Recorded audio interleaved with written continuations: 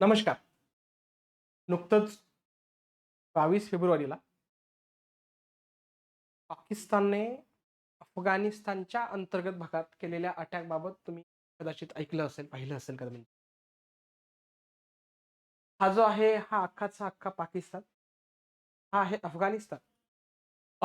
पाकिस्तानच्या म्हणण्यानुसार काही अफगाणिस्तान पुरस्कृत अशा संघटना आहेत, त्या मूळतः पाकिस्तानच्याच आहेत. मात्र त्या संघटना अफगाणिस्तानचा सहारा घेऊन पाकिस्तानमध्ये वेगवेगळ्या प्रकारच्या दहशतवादी घटना घडवून काम करतात.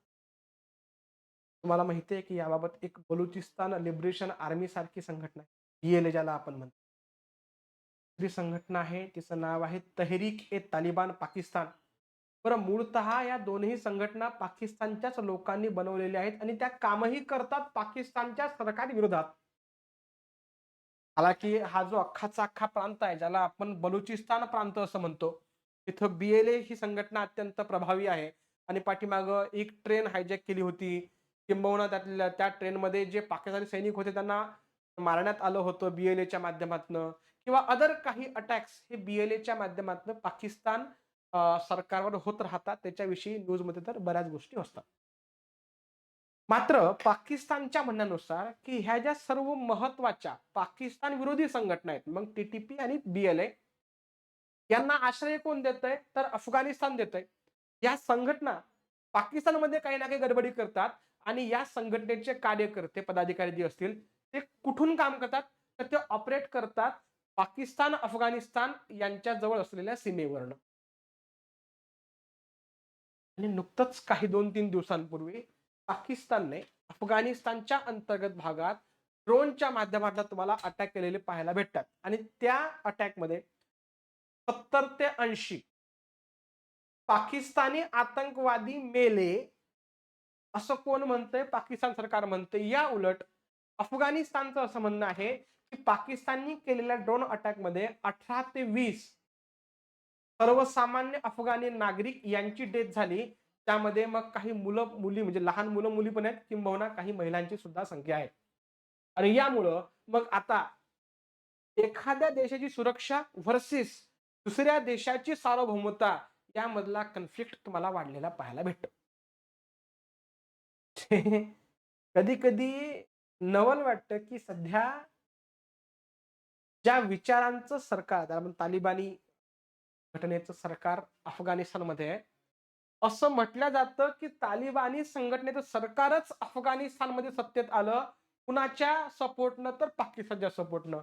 आणि आज त्याच 2 सरकारांमध्ये प्रचंड असा संघर्ष सुरू आहे. बरं हा संघर्ष नाहीये. 2023 मध्ये सुद्धा अशाच प्रकारे पाकिस्ताननं अफगाणिस्तानच्या अंतर्गत भागामध्ये अटॅक करण्याचा प्रयत्न केला होता. त्याला सुद्धा प्रत्युत्तर हे अफगाणिस्तानने त्यावेळी दिलेलं होतं. पण त्या काळात सौदी अरेबिया आणि कतार वगैरे त्यांनी मध्यस्थी करून या 2 मुस्लिम राष्ट्रांमधला संघर्ष मिटवण्याचा प्रयत्न केला होता. मात्र वेळोवेळी याबाबत तुम्हाला वाद सुरूच असलेले पाहायला भेटतात. ठीक आहे, चला पुढे. सो ही न्यूज आहे की Pakistan kills dozens in air strike on Afghanistan. तुम्हाला मी ही गोष्ट सांगितलेली आहे. तर नेमकं घडलं काय? तर 22 तारखेची गोष्ट आहे. अगदी सकाळची गोष्ट असेल. 22 तारखेला अगदी सकाळी म्हणजे काय गुप्त माहितीच्या आधारे पाकिस्ताननं ड्रोन अटॅक केलेले आहेत अफगाणिस्तानच्या अंतर्गत भागात आणि कुठे? पाकिस्तानच्या म्हणण्यानुसार अफगाणिस्तानच्या अशाच भागात आम्ही अटॅक केले, ज्या ठिकाणी TTP आणि BLA चे कॅम्प होते. मला ही गोष्ट सुद्धा ऐकल्यासारखी वाटते का थोडी-थोडी? याचं लिंकेजेस तुम्हाला कुठे दुसरीकडे पाहायला भेटतात काय? म्हणजे उरी सर्जिकल स्ट्राईक किंवा बालाकोट एअर स्ट्राईक किंवा पहलगाम हल्ल्यानंतर भारताने केलेले स्ट्राईक किंबहुना असेच म्हणावे लागतील का मग? मग जर म्हणजे आता पाकिस्तान अटॅक करतंय अफगाणिस्तानच्या अंतर्गत भागात कशासाठी? तर पाकिस्तानची सुरक्षा आणि सार्वभौमता जपण्यासाठी. भारतानं पाकिस्तानच्या अंतर्गत भागात Uri surgical strike, Balakot surgical strike किंवा एअर स्ट्राईक किंवा पुलवामा नंतर केलं पहलगाम नंतर केलेला स्ट्राईक. मग पाकिस्तान म्हणते आम्ही करतो ते योग्य. पण भारतानं पाकिस्तानमध्ये केलं ते अयोग्य. असं कसं भाई? 2 गोष्टी थोडी जुळणार आहेत की. कॉन्सेप्ट तर एकच आहे म्हणजे. ठीक आहे, चला आपल्याला त्यात घुसायचं नाही, नंतर बोलू कुठतरी आपण.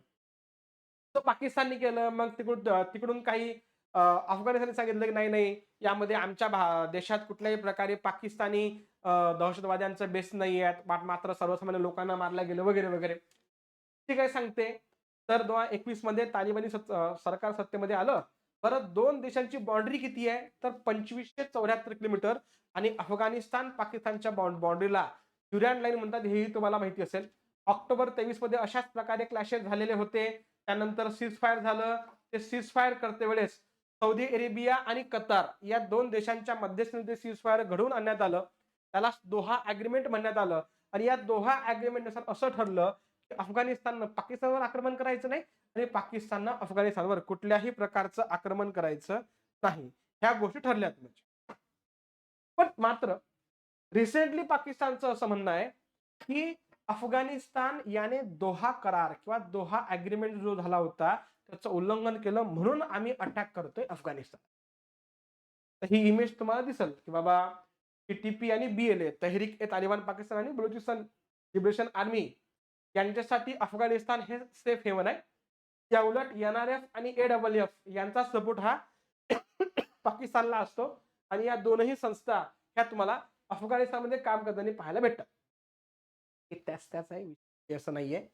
इश्यू एवढा होता फक्त recently Pakistan has been attacked on Afghanistan on February 22 म्हणजे आता रिसेंटली तुमचे झाले. यामध्ये सगळ्यात मोठा भाग आहे तो म्हणजे हा संघर्ष सुरू आहे तो सुरू आहे भारताच्या शेजारील देशात.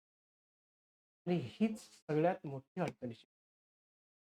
आणि हा जो सध्या संघर्ष सुरू आहे, भारत माफ करा, पाकिस्तान आणि अफगाणिस्तान हे दोनही देश भारताचे शेजारी आहेत. भारताची नेबरहूड फर्स्ट पॉलिसी आहे. या अनुषंगानं शेजारील राष्ट्रांमध्ये जर कुठल्याही प्रकारचा गोंधळ संघर्ष असेल, त्याचा डायरेक्ट फटका हा भारताला बसतो किंबहुना त्याचा डायरेक्ट परिणाम हा भारतावर पडतो. म्हणून आपल्याला भारताच्या शेजारील देशांमध्ये राजकीय घडामोडी काय वळण घेतायत बघणं, यावर लक्ष ठेवणं. Thank you so much.